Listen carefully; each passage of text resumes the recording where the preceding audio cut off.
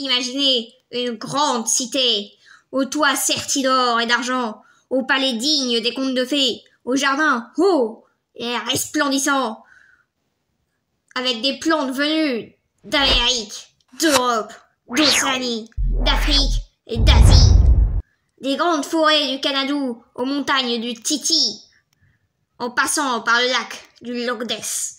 Tels sont ces jardins.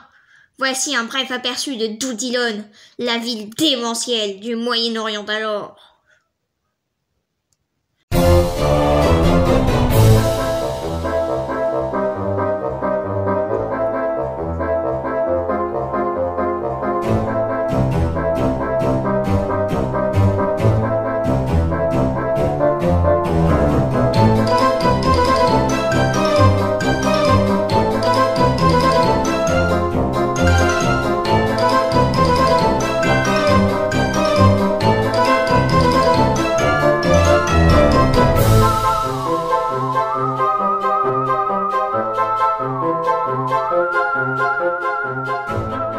Bonjour et bienvenue pour ce 3e épisode des Mythes et légendes Doudou. Avant de commencer, mets un j'aime, commente pour nous donner des idées et abonne-toi en appuyant sur un bouton rouge en dessous de la description, tu vois quoi, dans le coin en dessous de la vidéo. C'est peut-être un peu long. Mets-toi confortablement au coin du feu et laisse-moi te raconter l'histoire de Doodilon.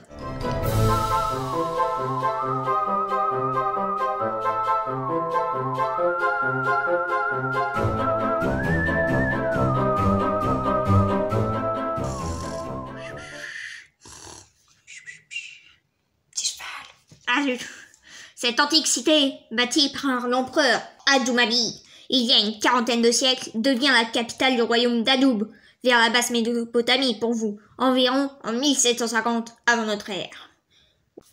Au 6e siècle avant celui que vous appelez Jésus-Christ, je sais pas trop qui c'est, elle devient l'une des plus immenses et importantes cités du monde, dont le renom et le prestige sans frontières sont dus aux splendides merveilles qui, selon la légende, ont été bâties en cette cité.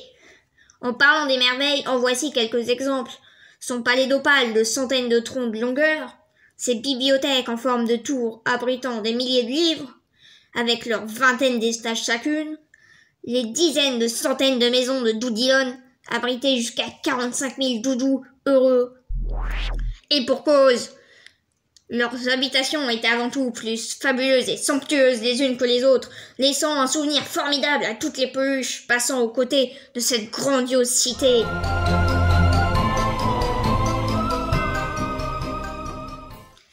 Malheureusement, il y a quelques 13 siècles, la ville est mystérieusement tombée en ruine. On ne sait pas pourquoi, même si les historiens pensent que c'est dû à l'assimilation du royaume d'Adoub par l'empire musulman Doudou en 780. En effet, l'empire doudou musulman n'a pas voulu de Doodilon comme capitale, préférant Bagdoud. Ce sont d'abord les palais d'opale et la bibliothèque, puis les maisons et les jardins qui ont disparu du paysage. Cependant, malgré le fait qu'elle soit tombée en ruine, Doodilon a perduré dans l'esprit et l'imaginaire des doudous du monde entier, grâce aux récits qu'en ont fait les auteurs et théologiens antiques, et à travers lesquels il soulignait sa richesse, son influence, ainsi que l'architecture grandiose et merveilleuse de ses bâtiments et monuments, sans oublier les jardins et parcs immenses et oniriques. De plus, certains mythes religieux mettent en avant l'opulence de la ville sous un aspect négatif pour en souligner l'orgueil et les vices.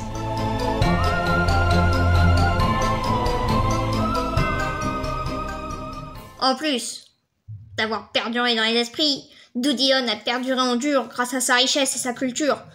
Aujourd'hui, cette ville, presque disparue depuis plus d'un millénaire, est restée ancrée dans l'imaginaire collectif, mais on ne pourra jamais distinguer le mythe de la réalité et se figurer à quoi elle a réellement ressemblé. Actuellement, la ville existe encore de manière minime, hébergeant 97 habitants dans ses antiques maisons, côtoyant des sites de fouilles archéologiques et les ruines.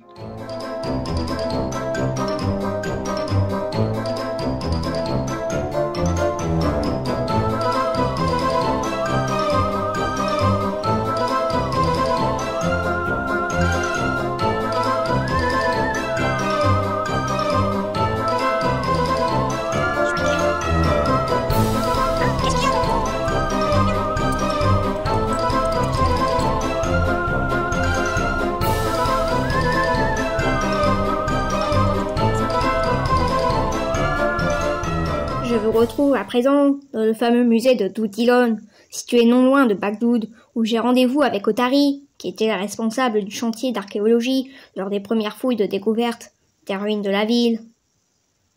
Bonjour, Otari. Bonjour, petit cheval. Quel était donc ce vestige que tu voulais nous présenter? Le voici.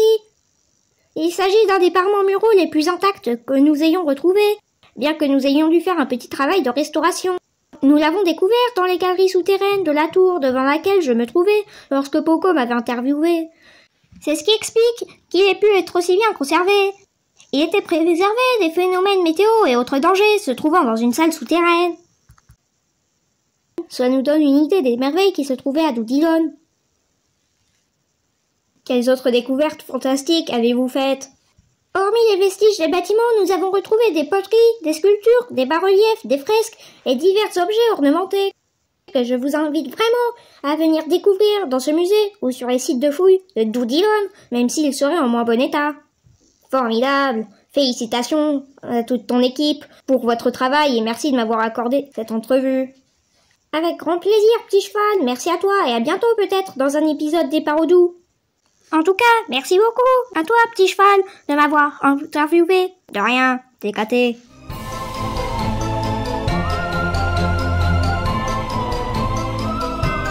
Ainsi, libre à vous d'imaginer que ces merveilleuses merveilles ont réellement existé et la magnificence de ces paysages, car parfois les mythes et la réalité ne sont pas forcément dissociables.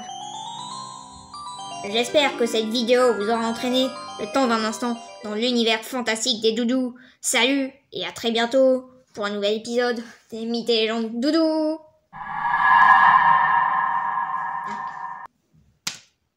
J'ai fait 7.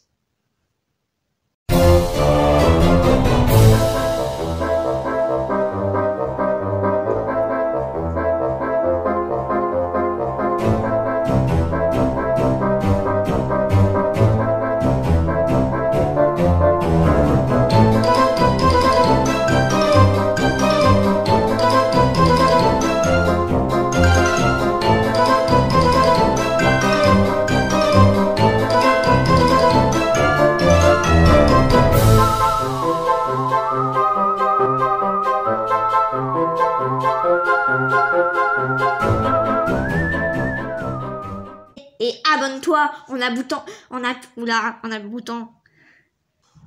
C'est bon. Ok. Oui. C'est bon. Ah, ça tourne. Zut, je savais pas que ça tournait.